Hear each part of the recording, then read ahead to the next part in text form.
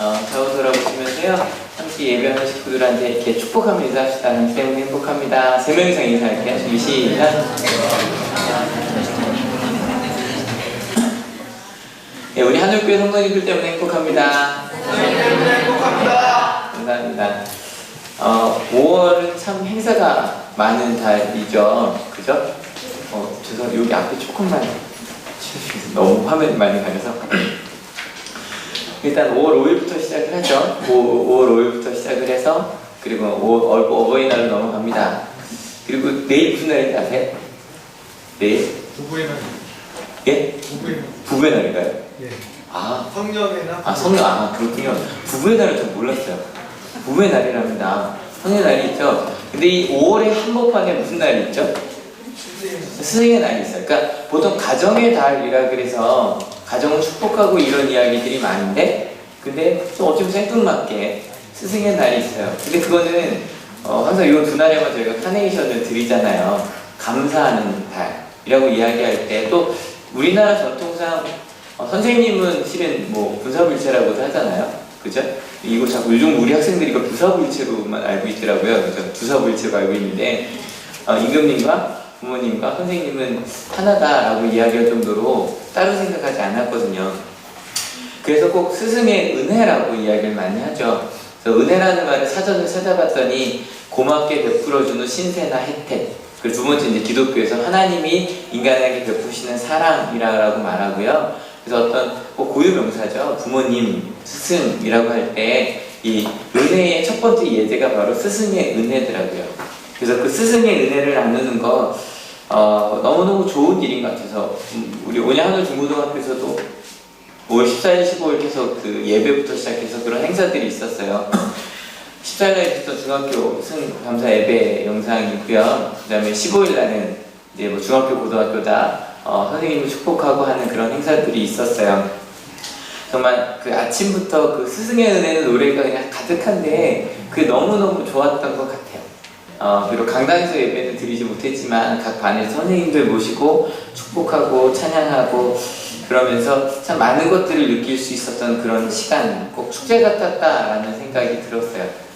근데 이런 축제 같던 스승의 날 저녁에 이제 집에 가서 9시 뉴스를 봤습니다. 근데요, 마음이 너무 무거워졌어요.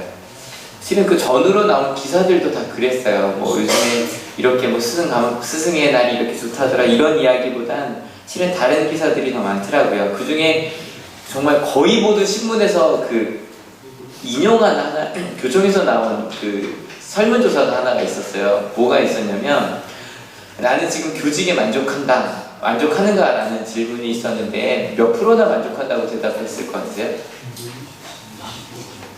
그렇군요, 그죠? 20%밖에 없었어요. 그래서 10명 중에 8명은 실은 만족하지 못한다라고 대답을 했어요. 근데 이게 점점 줄고 있다. 4년째 계속 줄고 있다라고 이야기를 하더라고요. 그리고 이어서 이런 기사가 나왔는데, 자녀가 만약에 교사가 된다고 한다면 어떡하겠는가 라고 물었어요. 일단 비교 통계가 나오는데 2007년에는요 이게 아들이랑 딸이랑 통계가 다르더라고요. 2007년쯤에 아들이 만약에 내가 교사가 되겠다고 한다 그러면 몇 프로 정도 찬성했을 것 같아요? 54%가 찬성한다 그랬고요. 딸이면 거의 80% 가까이였어요. 근데요, 이게 2012년에 이제 이렇게 남녀 통합 통계로 나왔는데요. 자녀가 교사가 된다라고 하면 이제 부모가 교사인 경우에요. 찬성한다가요, 24%까지. 그리고 이제 자녀의 뜻에 맡기겠다가 58%. 그 다음에 이제 아니다가 18%가 나왔는데, 근데 이건 생각해보면 그렇죠. 내가 만족하지 못한데 자녀가 되겠다 그러면 고민이 되는 거죠. 그러니까 이제 내가 하라고 한 건 아니야. 네가 결정해. 라는 좀 그런 느낌이 있더라고요. 좀 너무 많이 속상했어요. 그러면 이렇게 만족하지 못하는 이유가 뭘까? 라고 물어봤는데 첫 번째가 뭐였는지 아세요? 학생 생활 지도의 어려움이 거의 3분의 1 정도 되더라고요. 그 다음이 학부모의 태도, 권위를 인정하지 않는. 그 다음이 사회적인 비난 여론, 나머지 기타 여론들이 나왔어요. 점점 분위기가 가라앉죠, 그죠? 가라앉죠? 많이 속상하더라고요. 이 학생 생활의 지도의 어려움, 모든 게 사람 사이의 관계가 제일 어렵긴 하죠. 어저께도 졸업하고 취업하는 학생을 만났는데 얘기하더라고요. 목사님, 다들 나가면 사람 만나는 게 제일 힘들다 그러는데 진짜 그게 제일 힘들어요. 사람 만나는 게 취업 친구가 벌써 2년 된 친구인데 그게 제일 어려운데 그래도 돈이 없어서 나가요 그러더라고요. 예, 사람 만남이 가장 어려운 건 사실이겠죠. 그런데 그럼에도 불구하고 교사와 학생 사이 좀 달라야 되잖아요. 그죠? 저희가 군사불일체라고 부르는 이유가 있잖아요. 어떤 상황이어도 학생은 선생님을 존경하는 것, 그게 가장 으뜸이라고 가르치던 나라가 우리나라였거든요. 근데 그렇지 못하더라는 거예요. 그것만이 아니라 부모님도, 심지어는 사회조차도. 그래서 저는 마음에 참 저 5월 15일 스승의 날 뉴스를 본 부모들이, 학생들이 어떻게 생각할까, 그게 되게 좀 마음이 아프더라고요. 더 믿게 됐을까? 아니면 에이 그래요, 역시 학교는 많이 무너졌어라고 생각할까? 그리고 무엇보다 이게 선생님이 느낄 통계거든요. 선생님이 느끼, 학교에 당사자인 선생님이 느낄 때 학생들도 자기를 존경하지 않고 부모들도 권위를 인정하지 않고 심지어 사회도 그렇다라고 생각한다면 그래, 뭔가 문제가 있구나. 그리고 선생님들이 그만두고 포기하고 싶은 마음이 생기는 게 당연하겠구나. 아시죠? 우리 교회만큼 교사 비율이 많은 교회가 없어요. 아시죠? 그리고 게다가 오늘은 스승의 주일이거든요. 그런데 거기에 제가 질문 하나 더 드릴 것 같아요. 아까 읽었던 본문이요. 교사 헌신 예배 때 항상 거의 전국에 있는 모든 교회가 있는 그런 본문이에요. 하지만 좀 무거운 마음으로 다시 한번 읽어볼 수 있었으면 좋겠어요. 같이 읽어볼게요. 이 작은 사람들 가운데 하나를 걸려 넘어지게 하는 것보다 차라리 자기 목에 큰 맷돌을 매달고 바다에 빠지는 것이 나을 것이다. 이러한 어려운 현실을 말씀드리고 그리고 또 이어 말씀을 드리는 거예요. 이 작은 사람들, 키가 작은 사람이 아닌 건 아시죠? 그죠? 이제 미크로스라고 되는데 그 마이크로란 말이 여기서 나왔어요. 그러니까 그냥 작은 사람들이니까 우리 사이에 있는 어린 사람들, 그 사람들 가운데 하나를 넘어뜨리면, 걸려 넘어지게 하면 어디로 가는 게 낫대요? 큰 맷돌 목에 메고 바다에 빠지래요. 이 맷돌 어느 정도 맷돌인지 저희 설명하기 참 쉽죠. 저 후문에 나가면 연자 맷돌 하나 있잖아요. 그거 메고 내려가라는 얘기예요, 바다로. 근데 이 말씀을 읽다 보면 그 앞절을 궁금해서 도대체 무슨 상황 속에 이런 말이 나왔는가. 근데 1절 읽으면 좀 더 속상해요. 1절 한번 읽어볼게요. 예수께서 제자들에게 말씀하셨다. 걸려 넘어지게 하는 일들이 생기지 않을 수는 없지만 그러한 일들을 일으키는 사람은 화가 있다. 아니, 예수님 이런 말씀하시면 안 되잖아요. 걸려 넘어지게 하는 일이 생기지 않을 수 있게 없대요? 네. 없대요. 선생님이 문제 내는 소리 낸 거죠. 야, 이번 시험 문제 되게 어렵다. 절대 만점 못 맞을 거 진짜 어려워. 그때 만점 못 맞으면 다 맞는다. 아니 어차피 문제 좀 쉽게 내주고 만점 맞으라고 하든지. 다른 것도 마찬가지일 거예요. 너무너무 어려운 것들을 주고 나서 이러는 거죠. 또 제가 여기 이렇게까지 썼네요. 못 보면 죽어. 여러분, 어려운 상황이 있어. 아이들이 뭐 면접을 보러 갑니다. 이게 떨릴 거야. 진짜 떨릴 거야. 근데 얘들아, 떨리면 떨어져. 어쩌라고 떨리는 상황이 당연한데. 여러분, 지난주에는 그 십계명 이야기하면서 이런 말씀을 드렸어요. 너무너무 당연한 것들을 우리가 그 당연한 것들을 지키지 못하기 때문에 십계명을 주신 것 같다. 너무 당연한 거잖아요. 하나님 믿는 사람들이 우상 누리지 않는 거, 부모를 공경하는 거, 살인하지 않는 거, 도둑질하지 않는 거 너무너무 당연한 일인데 우리가 선악과를 먹은 다음부터 내 기준으로 살기 때문에 당연한 것들을 이룰 수 없다라는 이야기를 나눴었거든요. 근데 오늘은요, 반대예요. 어찌보면 당연한 정도가 아니라 당연히 걸려 넘어지게 할 수밖에 없는데, 그런데 그대로 하면 너는 화가 있다는 거. 이게 우리가 단순히 성경이다 화가 있다 정도지만 여러분, 유대인들이 들을 때 이 화는 어느 정도인지 아세요? 나라가 망하는 정도의 화예요. 전쟁이 일어나서 우리가 완전히 멸절되는 정도를 화라고 이야기해요. 근데 그런 화가 우리 가운데 있다는 거예요. 꼭 불가능한 것을 요구하는 것처럼 보여요. 여러분, 작은 자 하나를 걸려 넘어지게 하는 일들, 여러분, 그 이야기는요, 그걸 하지 않으면 빠져 죽으라는 이야기는 우리 선생님들에게만 아니라 부모님들에게도 너무너무 가혹한 말씀으로 들려요. 여러분, 부모님들 어떠세요? 자녀 1명, 2명, 지금 저희 교회는 이제 최고가 3명이죠. 우리 조희도 권사님네 가정, 그리고 드디어 다음 달에 되면 우리 목사님 가정도 3명, 최고 기록 경신하게 되는데 타이 기록을 성공하게 되죠. 4명도 조금씩 나올 수도 있을 것 같은데 근데 여러분 어때요? 2명, 3명, 1명, 2명, 3명 다 어때요? 마음대로 되든가요? 내 아이가 뭐 첫째는 잘 키울 수 있어요. 근데 갑자기 둘째가 다른 데서 넘어지죠. 그죠?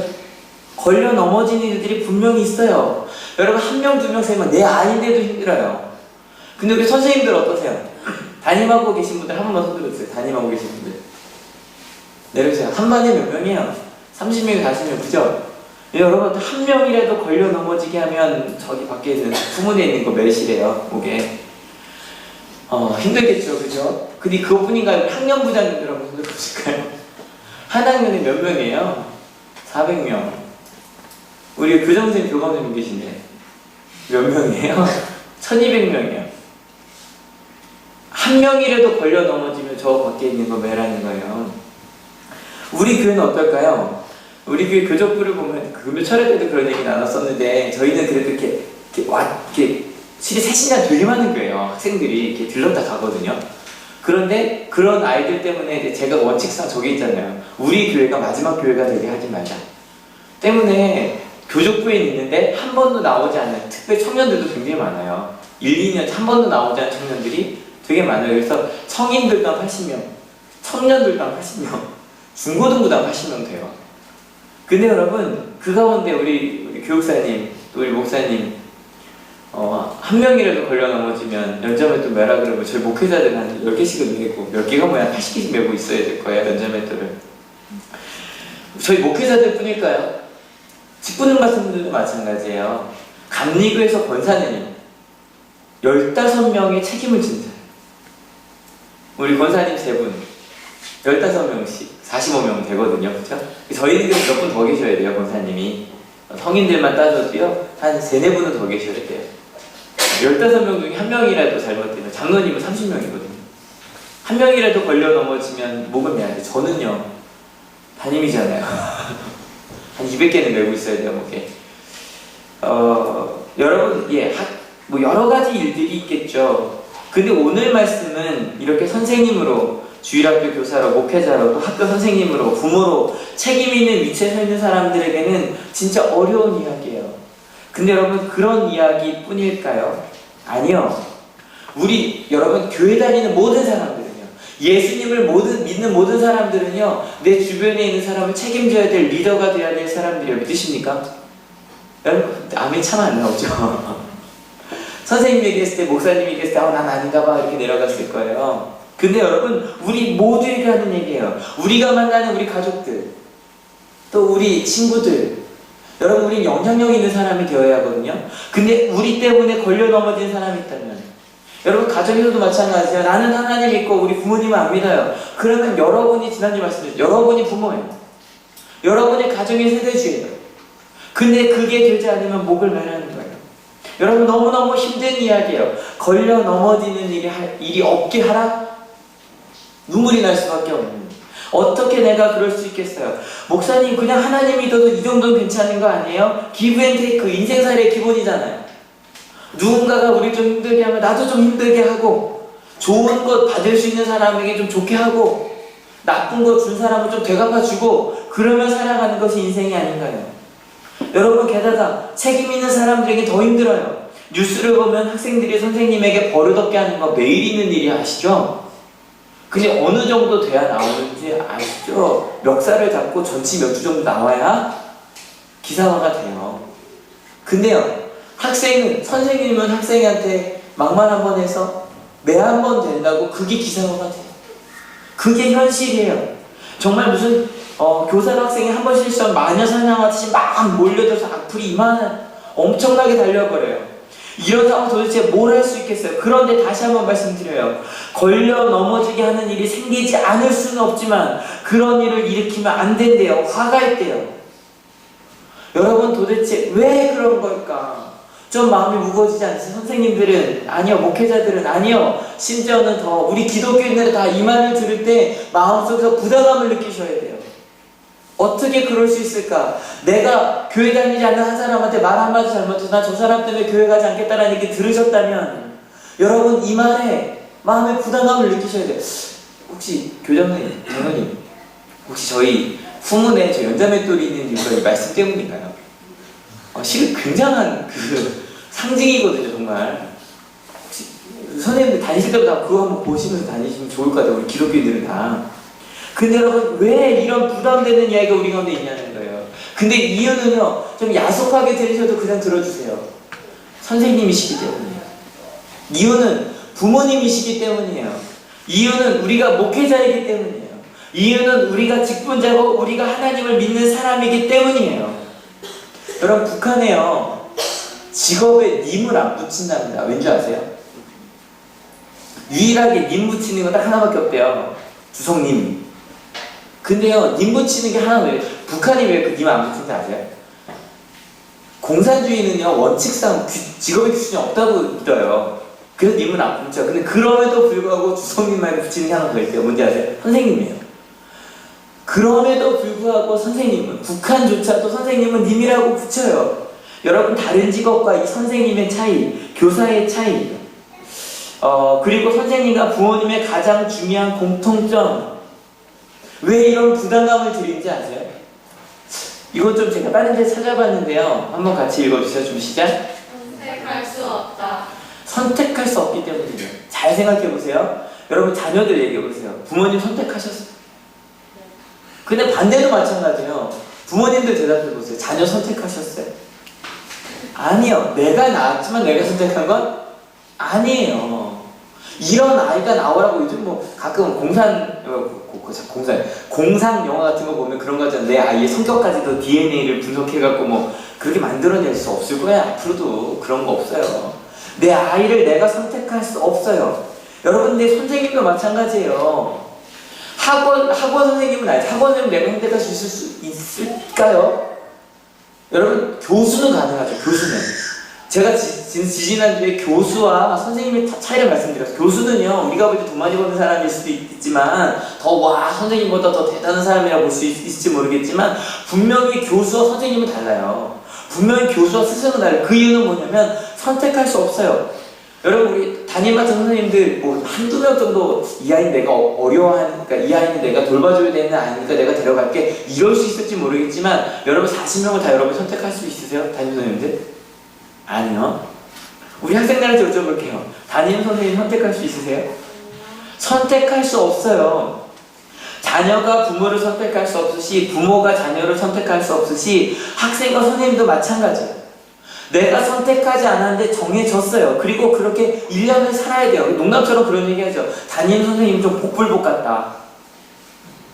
근데 여러분, 이런 이야기를 하면 마음속에 그래 보니까 어쩔 수 없이 내가 됐는데 보니까 옆반 선생님이 더 좋은 것 같아. 선생님들도 그런 생각해요. 옆반 학생들이 좀 더 좋은 것 같다.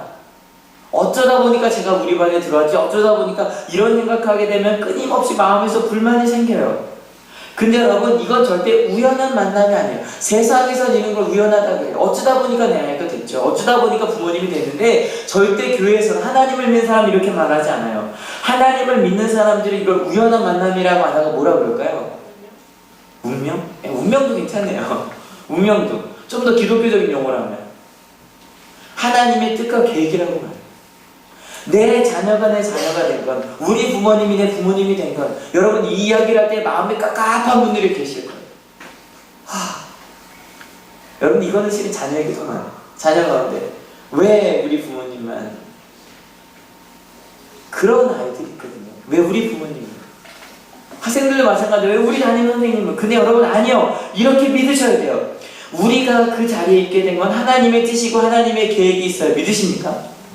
여러분, 이렇게 생각하는 사람들은, 여러분, 한 예수님께서 우리에게 불가능해 보이는 명령, 걸려 넘어지는 일이 생기지 않을 수는 없지만 그러한 일들을 일으키는 사람은 화가 있다라고 말씀하시는 이유는 그것이 하나님의 그를 통해 하나님의 계획이 이루어지기 때문이에요. 우리가 선택할 수 없다라고 생각하는 사람들, 그것 때문에 그냥 우연이라고 말하는 사람들은 많이 운이라고 말하죠. 하지만 우리는 그걸 하나님의 뜻과 계획이라고 말해야만 해요. 나를 사랑하는 하나님께서 사랑하라고 하나님의 나라를 이루라고 만들어준 사람들, 그 공동체가 바로 지금 우리가 있는 공동체예요. 믿으십니까? 내가 우리 부모님의 자녀가 된 것도 계획이 있어요. 내가 내 자녀의 부모가 된 것도 계획이 있고요. 내가 우리 반 학생들의 선생님이 된 것도 계획이 있고, 그 반대도 마찬가지예요. 여러분, 우리가 우리 가정의 일원이 된 것, 부모가 된 것, 자녀가 된 것, 그 모든 것, 여러분이 이 하늘께 오시게 된 것, 그리고 여러분 가운데 우리 이제는요, 우리 학생들 가운데 청년 다 포함하면 온양하늘 중고등학교 출신들이 많아졌거든요. 여러분이 이 하늘께 오게 된 것도 다 마찬가지예요. 이걸 재수없다라고 말하지 마시고 하나님의 계획이라고 한번 물어보세요. 그렇다면 우리 질문이 바뀌어야 돼요. 한번 같이 읽어볼게요. 준비 시작. 하나님의 뜻이 무엇일까? 이걸 물어야 돼요. 도대체 나를 이곳에 보낸 하나님의 계획이 무엇일까? 이 가정에, 이 교회에, 이 학교에 보내신 계획은 무엇일까? 우리가 지금 이 자리에 하늘교회에 오게 된 것도 마찬가지예요. 요즘 제 기도 제목이 하나가 있어요. 뭐냐면 우리 하늘교회가 공동체가 되는 게 제 그 기도 제목이에요. 우리 제자훈련 하는 분들 제가 항상 요즘 그 기도 제목 얘기했는데 무슨 얘기냐면 어떤 분들이 우리 하늘교회 처음 오셔서 그래요. 교회가 작아서 굉장히 가족 같아요 라고 말하는데 저희 교회가 가족이라면 저희 그 교회는 굉장히 서먹한 가족이에요. 아시죠? 여기 들어오면요 가끔요 오늘도 이제 앞에 가운데 자리가 좀 많이 비어있어. 처음 예배 시간 많이 비어있었는데 만약에 한 줄에 뭐 한 6명이 아니면 6명이 다 딴 줄에 앉아있는 경우도 있어요. 여러분 그게 딴 사람이 때 얼마나 이상해 보이는지 아세요?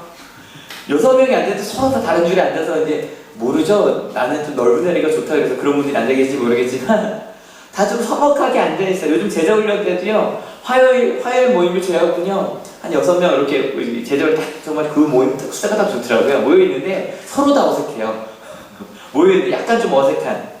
그런데 왜 다양한 이유로 이곳에 오셨어요. 근데 제가 좀 기도하는 게 뭐냐면 하나님께서 우리들을 이 한 교회에 모으게 하셔서 같이 예배하게 하신 거는 우리를 서로 사랑하게 하시는 하나님의 계획이 있는 거예요. 믿으십니까? 여러분 아까 제가 항상 시작할 때마다 주위를 돌아보시면서 인사합시다 그러는데 다들 표정이 이런 거 있으세요. 이렇게 보시고 아는 사람한테 딱 인사하시거든요. 여러분 오늘 옆에 앞뒤에 앉아 있게 하는 게 하나님의 계획이라고 믿고 앞뒤 줄에 앉은 분 한번 다 같이 한번 인사해 볼게요. 좀 시간이 좀 걸리겠죠. 앞뒤 다 돌아보세요. 빨리. 혹시 이름 모르시면 물어보세요. 이름 모르시는 분 계시면 안 돼요. 오늘은 앞뒤에 앉아있는 분 이름 다 물어보세요. 우리 마침에 다실 때 그냥 편한 마음으로 좀 알아요. 그런 마음을 하시거든요. 네. 예. 여러분 앉으시면 이렇게 좀 인사 좀 해보시고요. 그리고요. 제가 부탁드려요. 좀 이렇게 앞으로 가운데부터 좀 채워주셨으면 좋을 것 같아요. 채워주세요. 근데 여러분 이렇게 사랑의 공동체가 되면 저희가 뭐가 되는지 알아요? 하나님의 나라가 돼요. 믿으십니까? 정말이에요. 정말로 하나님의 나라가 돼요. 그리고 그 하나님의 나라가 되면 우리 하늘교회라는 공동체로 모이게 하시면 모르는 부분이 있으면 알아가고 또 힘들 때 서로 힘이 되고 위로가 되라고 그렇게 하나님의 나라를 느끼게 하라고 불러주신 거예요. 모든 부르심엔 목적이 있어요. 그 하나님의 나라, 사랑이 느껴지는 그 나라, 그것 때문에 우리는요 기독교인들은 서로 걸려 넘어지게 하면 안 되는 거예요. 내 뜻이 있고 내 계획이 있어도 걸려 넘어지게 하는 것이라면 내려놓을 수 있는 것, 그게 바로 우리가 되어야 해요. 그런 우리에게 이어서 이렇게 말씀하세요. 오늘 말씀 카드의 본문이기도 한데요, 여러분 걸려 넘어지게 하면 안 된다 그러고 궁금하지 않으세요? 하나님 어떻게 하면 그럴 수 있겠어요? 어떻게 하면 걸려 넘어지지 않는 그런 사랑의 공동체를 이룰 수 있겠어요? 좀 궁금해지셔야 돼요. 궁금해지셨나요? 부모님들도 여러분 선생님들도 역시 우리 모두가 어떻게 하면 그렇게 할 수 있을까? 근데 그 방법이 굉장히 단순해요. 3절 같이 읽어볼게요. 너희는 스스로 조심하여라. 믿음의 형제가 죄를 짓거든 꾸짖고 회개하거든 용서하여 주어라. 뒤로 갈 필요도 없어요. 여기까지요. 3절까지면 그 놀라운 일들이 이루어질 수 있어요. 근데 여러분 표정에 못 믿는 표정이네요. 죄를 지으면 꾸짖고 잘못했다고 하면 용서하래요. 너무 간단하게 생각하시죠? 근데 여러분 한번 잘 생각해 보세요. 죄를 꾸짖는 거 이것도 쉽지 않아요.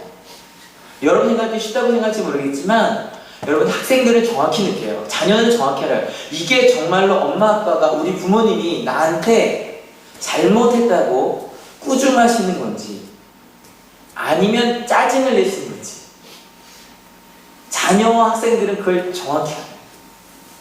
여러분 올바로 꾸짖는 거 정말 쉽지 않아요. 그 두 번째도 마찬가지예요. 회개하면 용서해 주는 거 이것도 쉽지 않아요.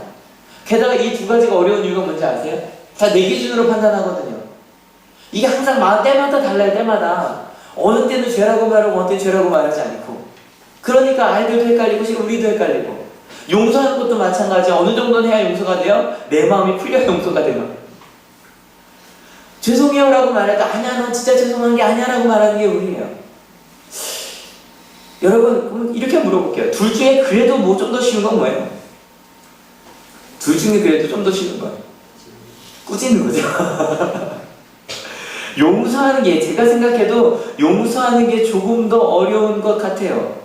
근데요 이 두 가지를 무조건적으로 하면 된대요. 잘못했으니 꾸짖어야 돼요. 두 번째 회개하면 무조건 용서해주려. 어디까지? 같이 읽어볼게요. 그가 내게 하루에 7번 죄를 짓고 7번 내게 돌아와서 회개하오 하면 너는 용서해 주어야 한다. 하루에 몇 번이요? 7번이요. 게다가 말도 좀 번역할 때 좀 더 이렇게 하지. 용서해 주세요라고 번역하면 이게 좀 받아들이기 쉬운데 하루에 7번 하고 회개하오 하면 여러분 하루에 똑같은 날만 몇 번까지 용서해 줄 수 있으세요? 7번 이게 참 신기한 게 하루에 수업이 7교시 있거든요.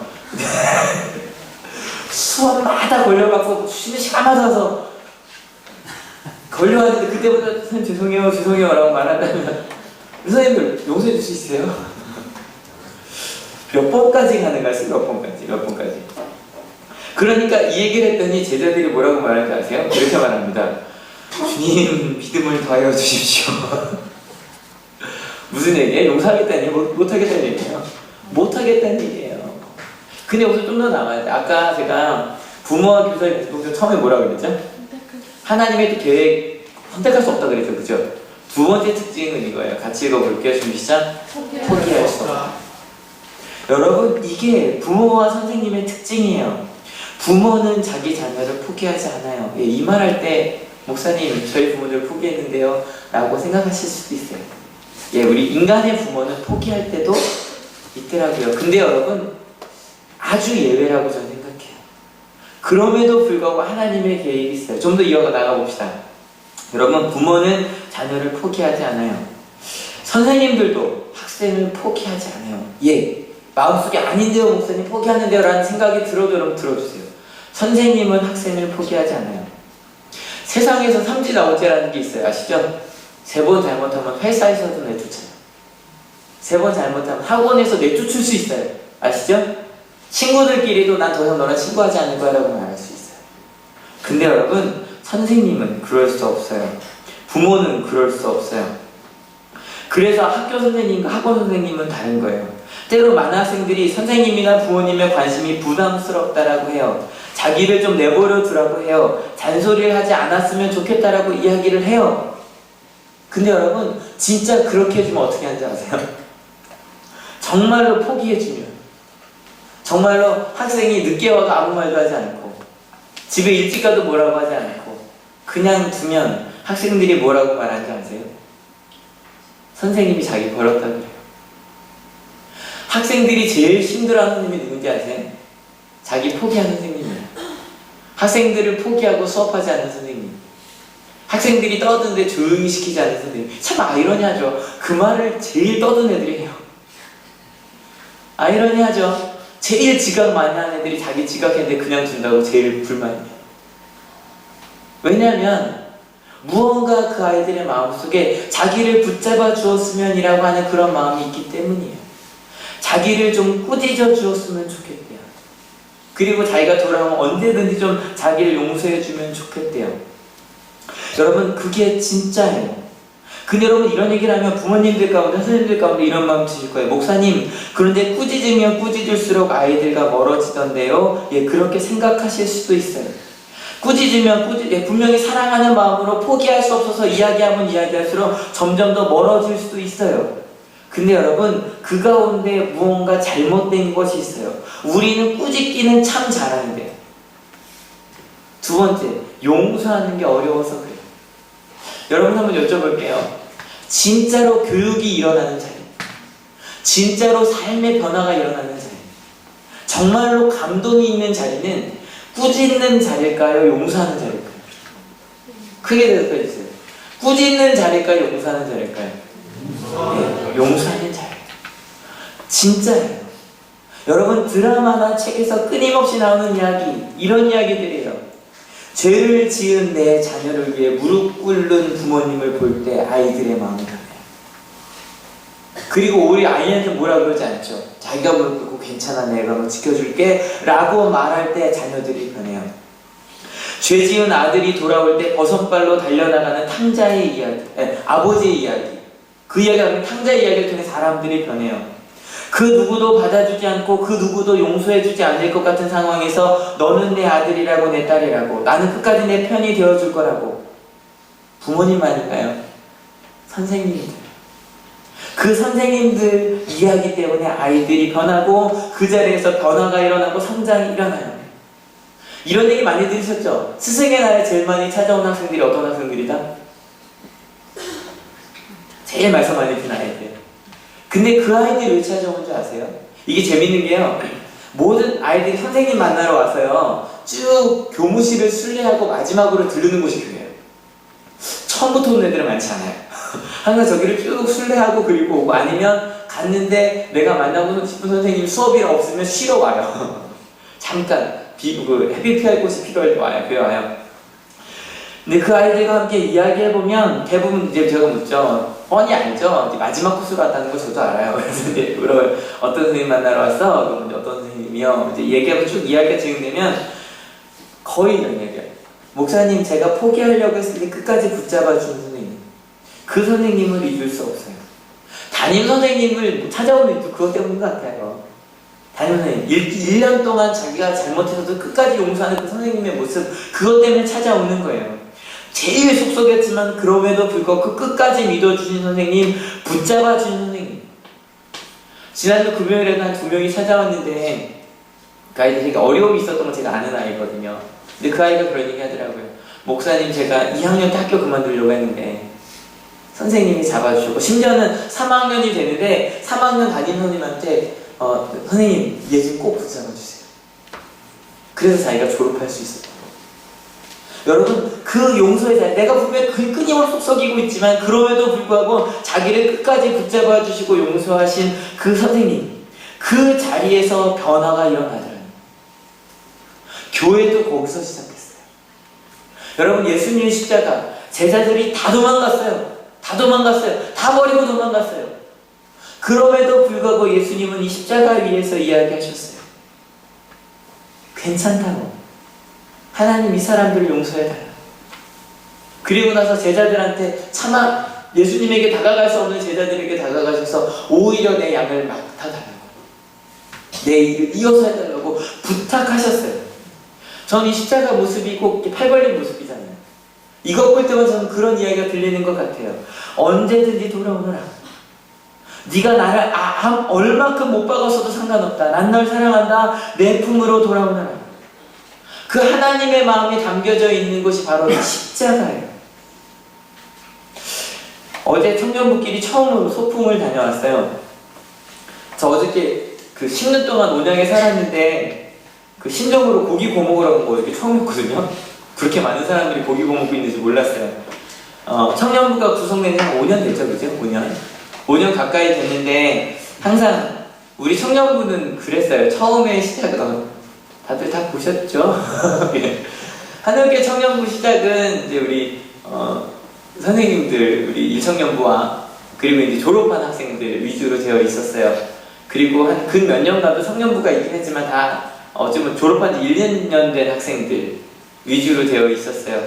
근데 어저께 저는 너무 좋았던 게 왜 좋았냐면 이제 또래라 그러죠. 1, 2또래. 이번에 졸업한 애들이 3명.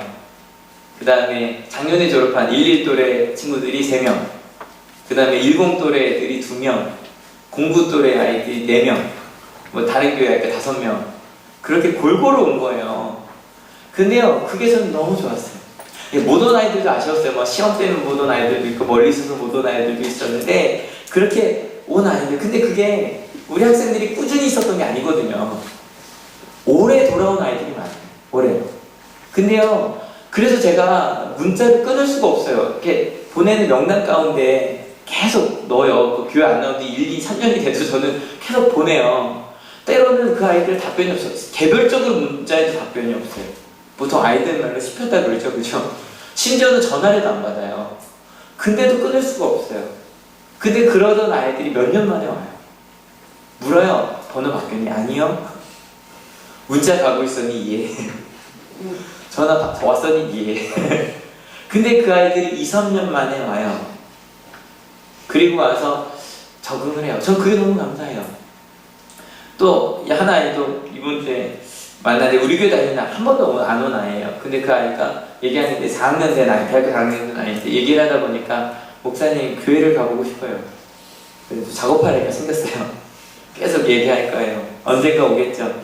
또 다른 애들 이야기하는데 이번에 교생 온 친구들이랑 이야기를 하는데 교회 안 다니는 애들이 많았더라고요. 하나는 불교, 하나는 무교예요. 심지어는 자기들은 교회 다니는 거 싫었대요. 교회 얘기만 해도 화가 났었대요. 그냥 불교 다니는 친구가 이렇게 얘기하더라고요. 그래서 이게 불교 다닌다 그러잖아요, 그죠? 그냥 목사님 제가 불교를 믿는다고 하셨고 이렇게 얘기하더라고요. 목사님 하늘에 가서 많이 바뀌었어요. 그 전까지는 예배라는 너무 싫고 기도라는 말이 너무 싫어요. 근데요, 이제는 누가 나를 위해 기도해 준다 그러면 그렇게 좋대요. 나를 사랑해 주는 것 같대요. 둘 다 지금 제 기도 제목에 넣었어요. 누구 넣었어요.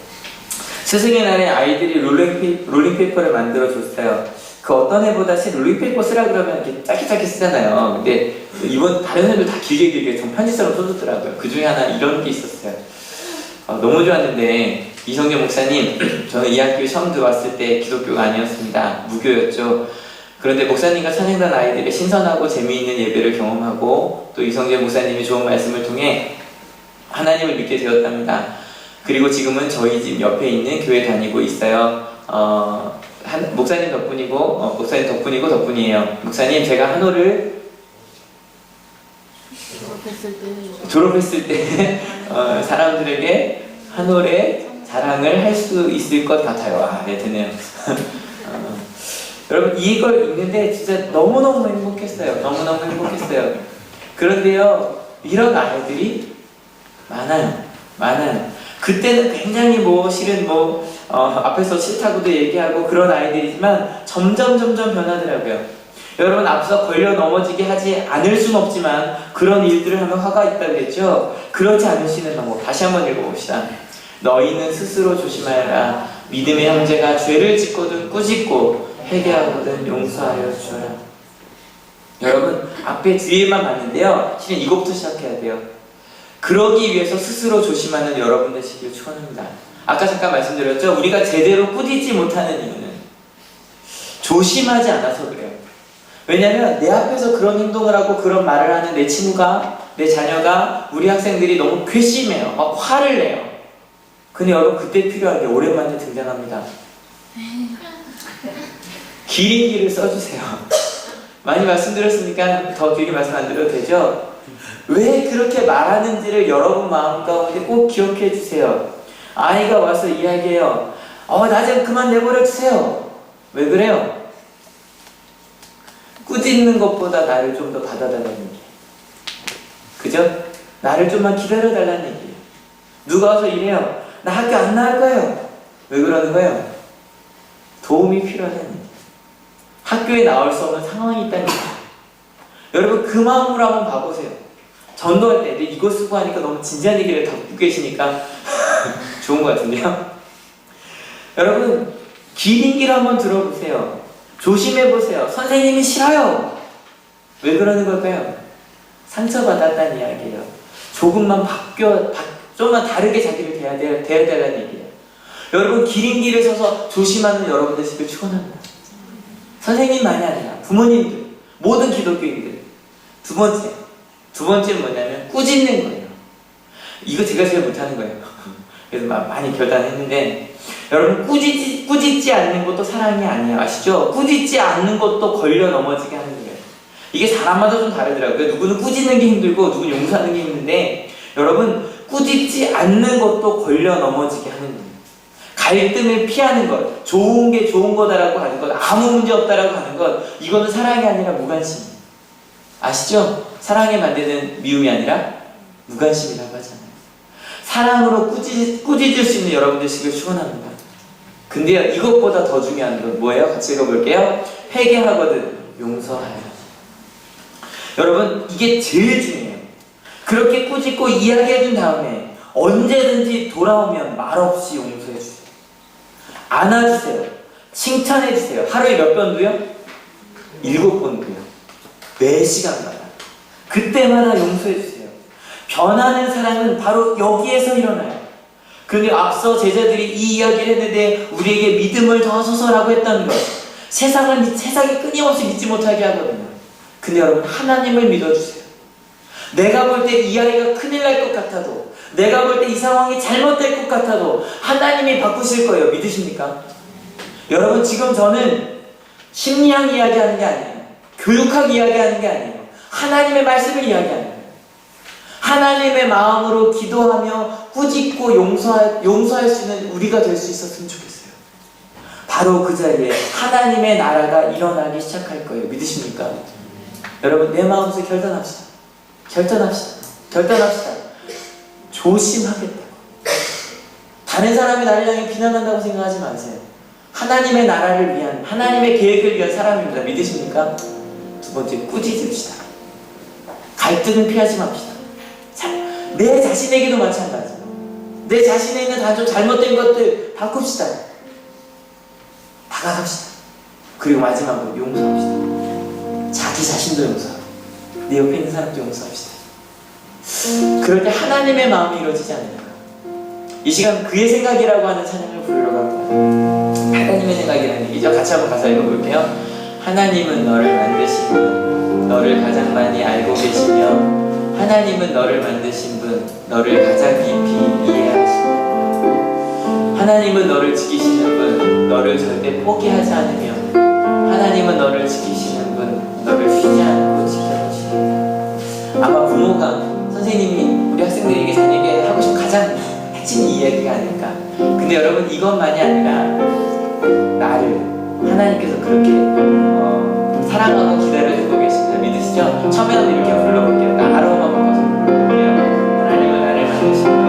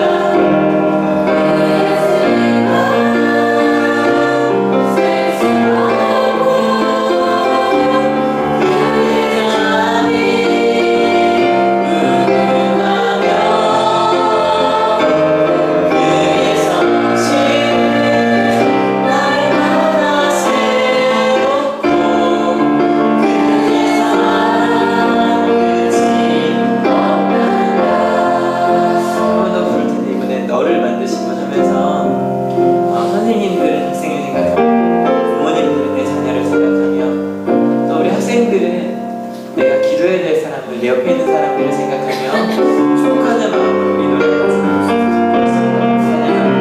하나님은 너를 만드시고, 하나님은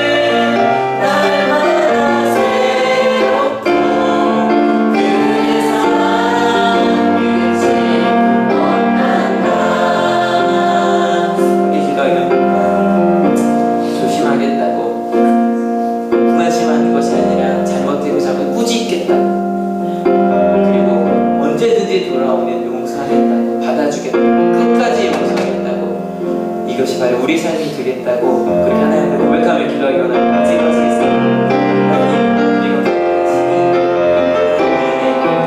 걸려 넘어지지 않게 하나님 조심해서 나를 하나님이라고 생각하겠습니다. 하나님이라고 생각하겠습니다. 마음 있는 그대로 바라보겠습니다. 바라보겠습니다. 기대하겠습니다. 하나님 그 것이 나를 지겠습니다. 바라겠습니다. 그냥 더 중요한 건 용서하겠습니다.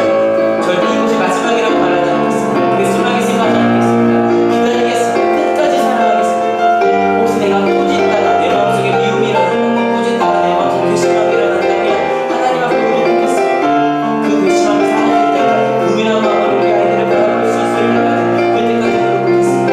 하나님, 그렇게 하게 하여 주셔서 끝까지 사랑으로 말하고 고백하고 용서하고 받아주고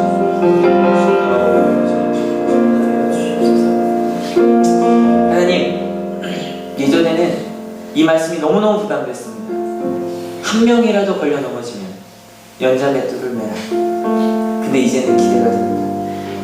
정말로 한 명도 놓치지 않을 수 있는, 한 명도 걸려 넘어지게 하지 않을 수 있는 그런 선생님들이, 그런 부모가, 우리 교회가, 우리 학교가 될 수 있도록 주님께서 이끌어 주실 것을 믿습니다. 하나님, 그를 위해 조심해서 보겠습니다. 내 자신을 조심해서 보겠습니다. 내 기준대로, 내 마음대로 판단하고 있지 않는지 조심해서 보겠습니다. 기린 귀를 끼겠습니다. 내 마음속에 미움이 일어나면 그때마다 하나님 앞에 무릎 꿇겠습니다. 하나님, 그리고 꾸짖겠습니다. 잘못된 것이 있다면 사랑으로 꾸짖겠습니다. 길을 일러주겠습니다. 그리고 교사로서 모범을 보여 예수님처럼 이렇게 가는 것이 옳다고 끝까지 몸으로 본을 보이겠습니다. 그리고 끝까지 받아주겠습니다. 절대 그 아이를 포기하지 않겠습니다. 이게 마지막이라고 말하지 않을 겁니다. 과거를 기억하지 않겠습니다. 하나님이 바꾸실 그 미래를 바라보겠습니다. 내 자녀의, 우리 학생들의, 그리고 내 친구의 그 미래를 바라보겠습니다. 하나님의 나라를 바라보겠습니다. 하나님, 그때 어느 순간인가 알게 될 겁니다. 한 명도 걸려 넘어지지 않았다고. 혹시 나 때문에 걸려 넘어졌어도 하나님께서 다시 세워주셨다고. 그렇게 아름다운 하나님의 나라가 되어 우리 모두를 기대합니다. 우리 가정을 기대합니다. 우리 학교를 기대합니다. 우리 한월교회를 기대합니다. 특별히 이 시간 교직이라고 하는, 선생님이라고 하는 하나님이 너무너무 귀한 사명을 담당하고 있는 우리 선생님들을 위하여 기도합니다. 하나님, 선생님들의 마음속에 하나님의 은혜로만 가득하게 하여 주십시오. 하나님의 사랑으로 가득하지 않으면 아이들을 사랑할 힘이 없음을 고백합니다. 하나님, 사랑으로 가득하게 하시고 먼저 그의 나라와 그의 의를 구하고 있사오니 하나님, 그 모든 나머지 것들을 하나님께 책임져 주시리라고 했습니다. 또 우리 하늘교회에서 목회자의 사명을 담당하고 있는, 또 교육자의 사명을 담당하고 있는 사역자들을 좀 축복하여 주셔서 그들이 봉사할 때마다 오늘 말씀 조심하고 꾸짖고 끝까지 용서하는 이 하나님 나라의 이 방법을 잊지 않는 우리 교육자들이 다 될 수 있도록 주님 인도하여 주시옵소서. 이 자리에 올 때 그저 오지 아니하고 귀한 인물들을 가져온 손길들이 있습니다. 하나님, 그 손길들, 그 마음 주님 아시죠? 잊지 않게 하시고 끝까지 고백하게 하시고 하나님의 나라를 이루어 주시옵소서. 감사합니다. 예수 그리스도의 이름으로 기도했습니다. 아멘. 하나님께 감사의 박수 하셔도 됩니다.